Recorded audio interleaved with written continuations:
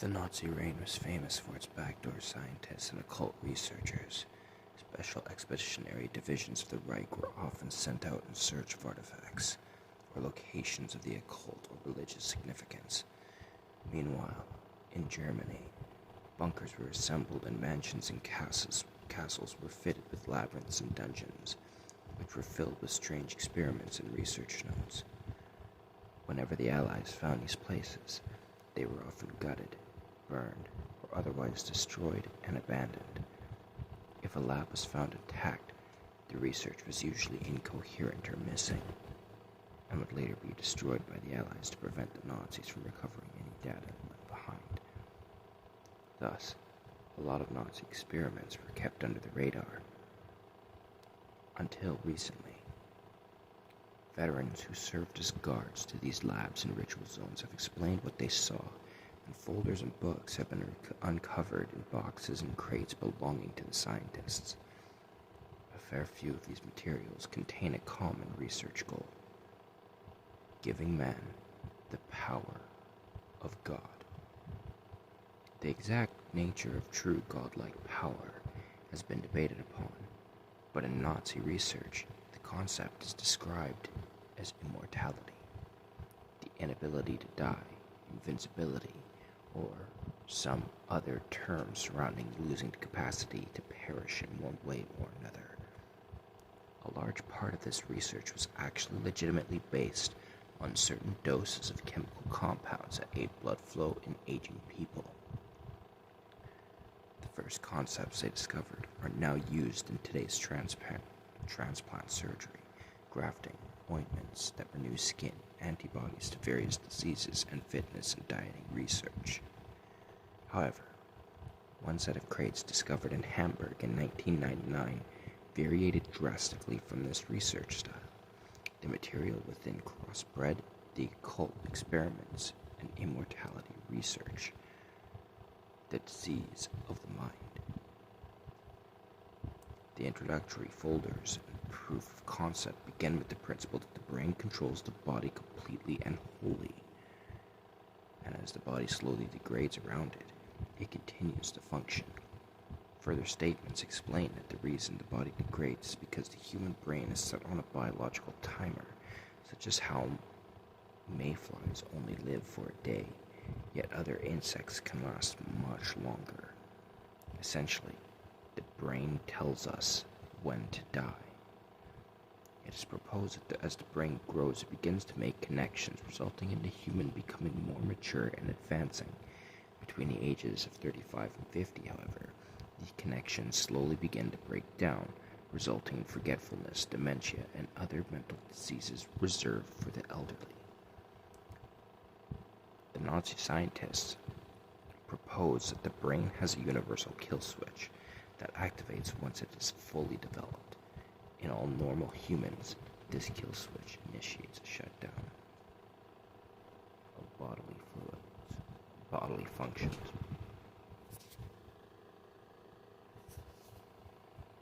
Which occurs over several decades. As soon as the body is fully shut down, the brain will be forced to die through lack of oxygenated blood. It is said that Werner's syndrome, a disease where a person ages rapidly, is a result of the kill switch function activating far too early. The Nazis proposed that they could remove the kill switch and give the human mind immortality, from what would come complete immortality.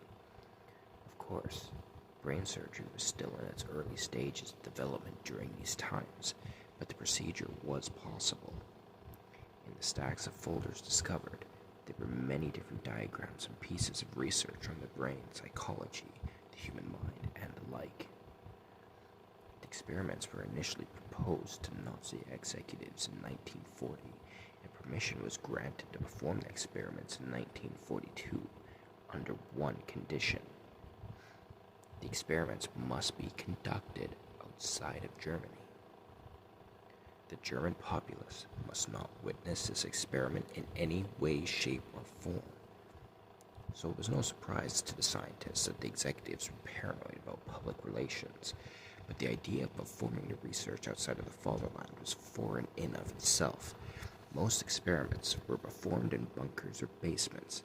Regardless, the scientists complied and were to organize a setup with their ally Japan, and in late 1942, the research began. The research team had taken over a Japanese orphanage. The orphanage was in the hills, supposedly somewhere in Shimane, an area nearby Hiroshima. The scientists deducted that if they involved the usual subjects, the old or diseased people with nothing left to live for, similar in a fashion to Gateway of the Mind, they would be playing with an unknown variable, or more specifically, they would be experimenting on a brain with an already activated kill switch, rendering it useless in the context of finding a solution. As a result, the Nazi scientists demanded that children, namely the orphans in the orphanage, which they deemed to again have nothing else to live for, would become the test subjects. Their young brains eliminated any cause for concern of an already activated kill switch. To begin the experiments, the children went through numerous immunizations and intense psychological testing. This ensured that defects would be prevented and that a general benchmark would be kept from their subjects. Next, they dealt with the older staff of the orphanage. Put under anesthetic, the surgeons opened up their skulls to map out a cross-section of the adult brain and begin to find key differences between it and a child's brain. After creating a model of both a child and an adult brain, the scientists deduced that a universal kill switch wasn't located in the main brain, but in the cerebellum, at the rear of the base.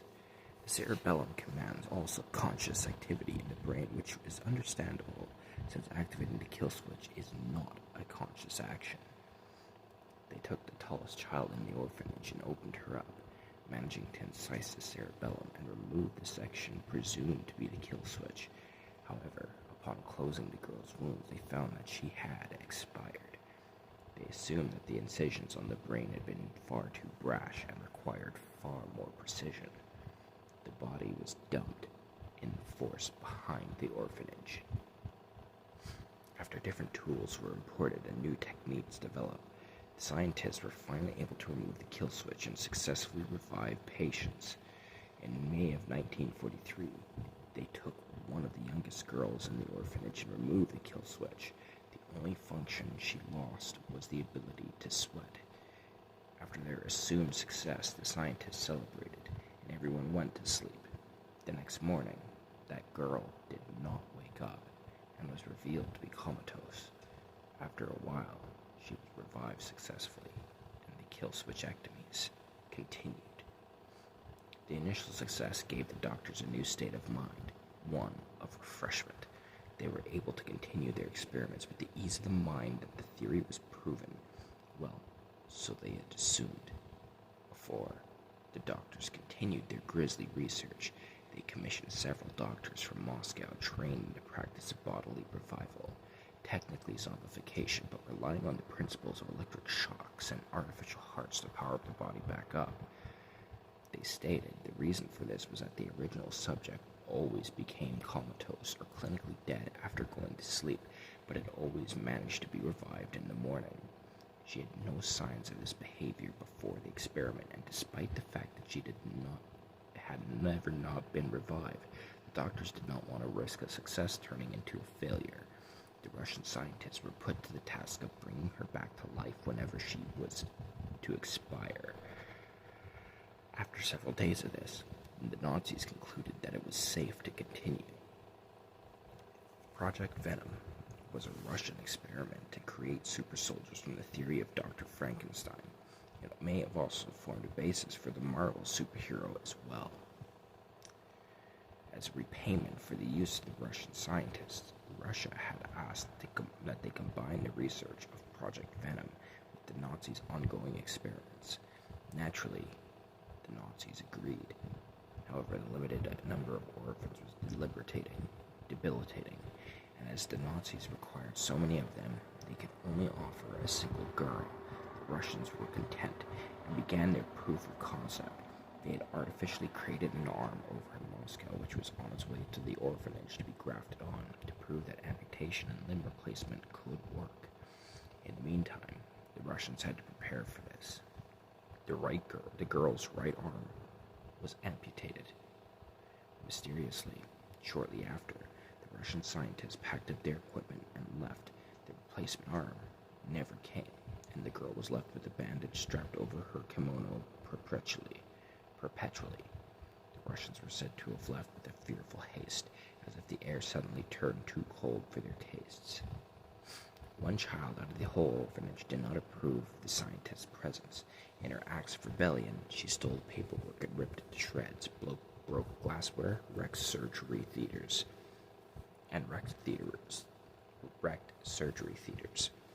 Despite her young age and size, she had a surprising capacity for destruction. It was noted in a journal that she was heterochromatic as well, meaning that she had brown and blue eyes from left to right. The senior scientist despised her, but could not restrain her without arousing suspicion. Instead, they ordered the Nazi scientist to take care of her. She was brutally beheaded with a blunt bayonet. She was not buried, just left in the woods behind the orphanage. The soldiers told the caretakers that she had found a new family. The Nazi scientists attempt to play around with their successful experiment by attempting in different ways, and sadly, none of these alternative methods worked. Here are a list of them. Entry through the forehead, performed on a 10-year-old boy. The skull was deformed and the boy had virtually been lobotomized by the end of it. As a result, the boy was not vegetative but was left severely mentally handicapped. Entry through the lower jaw, performed on a 6-year-old girl.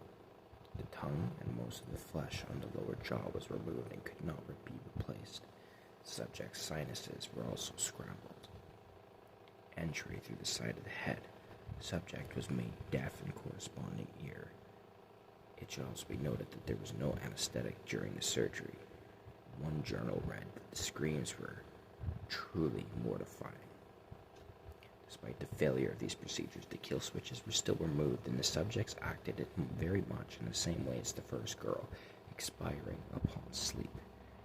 All the previous failures reduced the orphan's regular population to a mere 10 people. This only included the caretakers. They had performed surgery on all the children.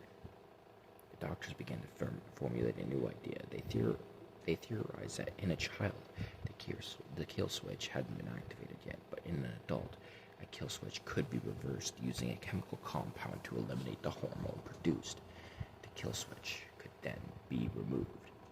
This procedure was eventually performed on all the caretakers, and it was surprisingly successful, as they all survived. During this experiment, scientists were told to watch over the successful children and monitor their behavior. They appear normal at first, just like any of the other children, playing, cheering, learning very regularly. But when separated from the others, they seem off. They stroll carelessly around with a blank smile on their face, their eyes looking straight at you. If approached from behind, their heads snap around with ungodly speed. And for a moment, you can almost see an expression so vile in their face that it makes you want to cower. But then you realize they're just forming that dreamy smile again. Another thing is that they follow us, but only when we're on our own. After finishing with my typewriter and heading to my room, I am often given a fright by one of the children standing several meters down the dark hallway, staring at me. When I enter my quarters, she follows me, and I must jam a chair behind the door to sleep safely. It feels like they're ghosts at night. The funny thing is, I keep seeing one child with reddish hair. I ask who that child is the next morning, but the caretaker said they haven't had a child with reddish hair for a long while. They also seem to be playing a game a lot more than when we started. I haven't got much knowledge of Japanese, but it seems the game is called Circle U, as described by one of the translators. A group of children surround one child who sits in the center alone. The group link arms and begin to move in a circular manner, that the child making scary faces at them and singing an eerie chant. You lose if you flinch. Upon talking to them, I've noticed that they seem more dreamy, forgetful, and somewhat blank, as if the experiments have wiped their memories as well as their mortality. But it's not an innocent type of dreamy, rather something more sinister. They stare at you with wide eyes and ask you questions you never thought they would know. One asked me, "When your grandmother died, did she really leave you a gold-plated watch?" And it was crazy. But my honest answer was yes. Kagome Kagome translates literally to circle, circle, but can be called circle you, circle you. It should also be noted that the child who rebelled against the scientists was said to have had reddish hair. In 1945, Hiroshima was bombed. Germany surrendered and the experiments were ground to a halt. The Germans began packing up their equipment. Most of them had already returned home due to concerns over mental welfare, stating that they began to show signs of insanity. Only 4 scientists remained. After sending the last of the equipment off, the scientists deemed it only justified that they informed the caretakers that they were leaving. They did so, and to the horror of one of the scientists and a surprise to the rest, the head caretaker said in fluent German, "Will you play one last game with us?" The 3 scientists agreed, and a circle of children and caretakers formed around them, saying, "Now, if you flinch, you lose." The one horrified scientist ran to the last truck and jumped on it without looking back. The story goes now, if you visit Hiroshima, go to the woods. You may find some dirt trails there. If you travel down them, you will see beautiful forests. But if you travel down one that has had signs of trucks going through, you will feel cold, and you will see that a lot of trees have been cut down. Don't wander from the path or you'll likely get lost. But if you pay attention, you will notice that some of the tree stumps look like kneeling people, missing their heads. If you continue, the air will get cold, naturally, because you're climbing uphill, right? Eventually, you will reach a clearing with an old stone building in the center, vines covering the place. Go inside if you want to play. As soon as you open the door, a foul smell will be present, similar to that of a rotting corpse. If you look down the hall, it'll be dark regardless of the time of day, since there are no lights. Continue down the hall, take the first left, and walk until you see a door that appears to be made out of a red-colored wood. The rest are brown. Open the door. You will find 10 happy children and caretakers, all wearing kimonos, playing in a normal playroom. One is missing her arm, another is missing his forehead, a third lacks a jaw, but all are bandaged with clinical precision. The place should be very clean and tidy, dependent on your standards of such things, and very well lit. At once, your presence will draw the attention of everyone in the room, including the ones that look far too preoccupied or distracted. They will turn to look at you, carefree smiles on each of their pleasant faces. The head caretaker in all of her beauty will ask, "Will you come play with us?" By this time, if you haven't soiled your pants, you really should, to save yourself the trouble later. If you say no, the door will slam shut on you, and you can attempt to exit from where you came, but you will only find another dark hallway. Open any of the brown doors from earlier to discover operating tables or bunk beds. If you continue down the third hallway, you will realize that a girl is standing several meters behind you, her face shrouded by shadow.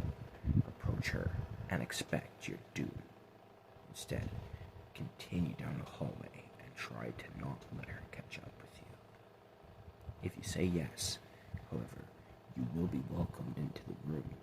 The door will close behind you, and everyone will form a circle around you. Now sit down and don't flinch. Just follow those instructions, and you will survive. A light will disappear from the room, but you will see the circle of children. Each will have a vicious expression on their face, one so vile you may flinch immediately. But if you can stomach that, though, they will begin to circle you. You may feel one of them lash towards you. If you look, however, there will be nothing there besides the children circling normally. If that wasn't enough, they will begin chanting, Kagome, Kagome. I really can't explain any further. No one really lives to tell the tale of what happens by then. If you flinch before they chant, they simply continue as normal. If you choose to say anything other than yes or no to the head caretaker, it is told that the children's expressions will turn mortifying, zalgonic almost, and they will scream in inhuman voices saying, decide, decide. And if you do anything besides say yes or no from here, it is told that the children and caretakers will slam the door on you. And if you turn around, the story varies. Supposedly your worst fear will be waiting on the other end of the hallway, separating you from your exit. Most notably, this character is Akamanto, or the Rake. The least you could do is greet the creature before he tears you unto oblivion. If he has the capacity, he may will respond, and you will die as a polite person. Don't greet him, and you will end up as one of the beheaded bodies along the trail. If you respond, I don't understand, and you must be genuine. The head caretaker will say, go to your school and watch your children play. You should understand then. From here, nothing will change. Close the door on your way out. It is common courtesy